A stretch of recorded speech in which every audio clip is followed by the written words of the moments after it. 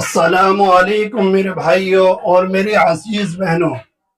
جو حضرات پہلی مرتبہ قربانی کرتے ہیں وہ ائمہ سے علماء سے مسئلہ معلوم کرتے ہیں کہ پہلی قربانی کس کے نام سے ہونی چاہیے۔ بہت زیادہ کنفیوز ہوتے ہیں کہ پہلی قربانی کیا نبی کے نام سے ہونی چاہیے یا پہلی قربانی اپنے بزرگ یعنی اپنے دادا دادی یا کسی اور کے نام سے پہلی قربانی ہونی چاہیے۔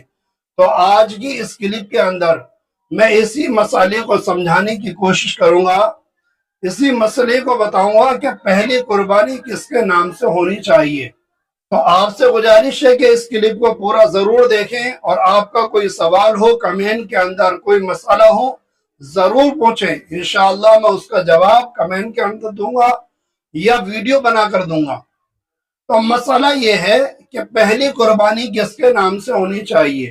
دیکھیے، سمجھنے کی بات ہے، پہلی قربانی اس کے نام سے ہوگی جو صاحب نصاب ہوگا۔ قربانی ایک عبادت ہے، اور یہ عبادت ہر کسی پر لازم اور ضروری نہیں ہے۔ قربانی ایک ایسی عبادت ہے جو مال ہونے کی بنیاد پر واجب ہوتی ہے۔ تو جس کے پاس میں اتنی رقم ہو جو نصاب تک پہنچ جائے، میں نے ایک ویڈیو بنائی تھی کہ قربانی کس کے اوپر واجب ہوگی، کون نصاب کا مالک ہوگا، نصاب کے اندر کیا کیا چیزیں ہیں۔ میرے چینل پر وہ ویڈیو پڑی ہوئی ہے، تو اس کو جا کر بھی دیکھیں کہ قربانی کس کے اوپر واجب ہے۔ اگر میں اس میں بتاؤں گا تو بہت لمبی ویڈیو ہو جائے گی۔ تو جو نصاب کا مالک ہوگا، مثال کے طور پہ گھر کے اندر جو گھر کا مکھیا ہے، جو گھر کا مرد ہے، ذمہ دار ہے، اگر وہ نصاب کا مالک ہے تو وہ اپنی طرف سے قربانی کرے گا۔ اگر وہ نصاب کا مالک نہیں ہے، اس کی گھر والی، اس کی بیوی نصاب کے مالک ہے، تو وہ اپنی طرف سے قربانی کریں گی۔ اسی طریقے سے اگر تمہارا کوئی بیٹا ہے بالغ، شادی شدہ، اگر وہ نصاب کا مالک ہے تو وہ اپنی طرف سے قربانی کرے گا۔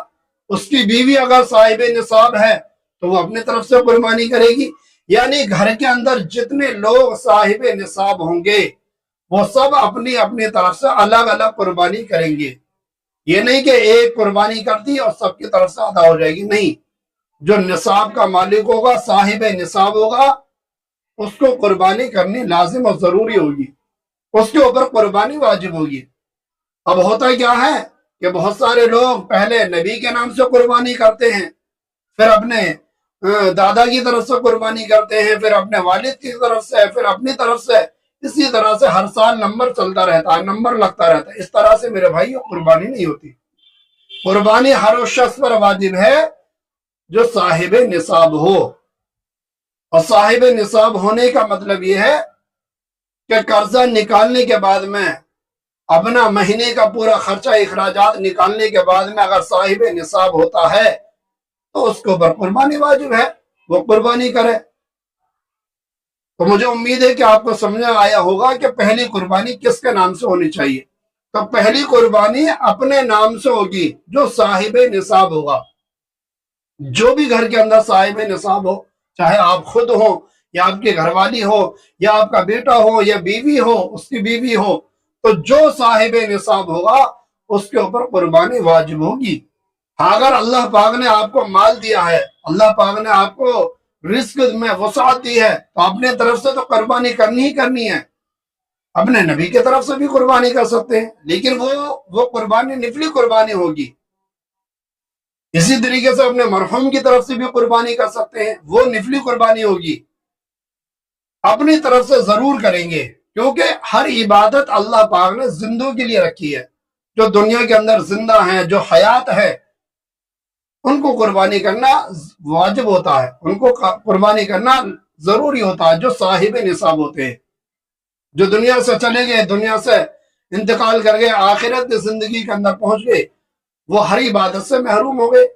اب نہ ان پر نماز فرض ہے، نہ ان پر زکوٰۃ فرض ہے، نہ قربانی فرض ہے، کوئی بھی عبادت ان پر فرض نہیں ہے۔ یہ تو عبادت جو ہوتی ہے وہ زندوں پر ہوتی ہے۔